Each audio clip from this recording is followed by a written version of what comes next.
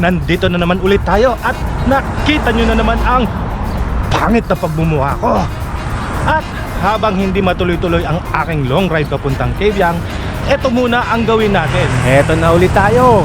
Nandito ulit tayo para i-update kayo sa mga masasaya at nakakatuwang bike invention ng ating mga amigo. Nangunguna sa ating listahan, introducing the Barricada Bicicleta.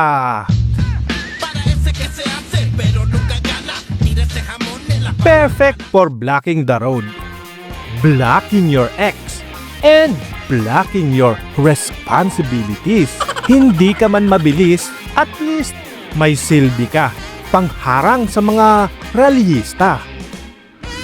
At ang susunod, for emergencies na hindi ganun ka-emergency, presenting the Bicicleta Ambulansya. At ang fast response time, depende sa kung gaano kakondisyon ang tuhod ng rider. Good boys! Pasok!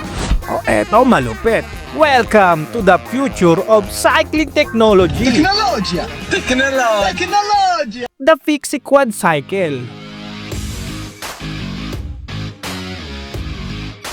No gears, no brakes, no basagan ng trip, but 4 wheels for extra stability.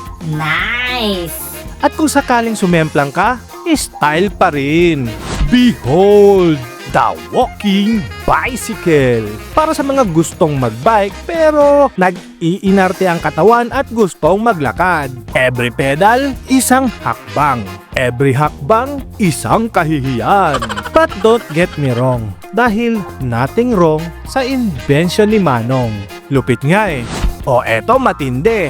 Sit me up, sit me down, put my feet back on the ground. Put me up, put me down, put my feet back on the ground. Introducing the Sit Me Up, Sit Me Down Bicycle. The only bike where your cardio comes from your puwet. Pedal? No. Dignity? Also no. And finally, the national treasure, the bicycle without handle. No hands, no handlebars, no helmet, only in the Philippines. Ito lamang ang iilan sa mga future of cycling technology. Tecnologia! At ayan na nga mga amigo, no? Nagustuhan nyo ba ang kanilang mga unique na invention? Ano sa tingin nyo? May sense ba ang mga invention nila? Which invention should not exist?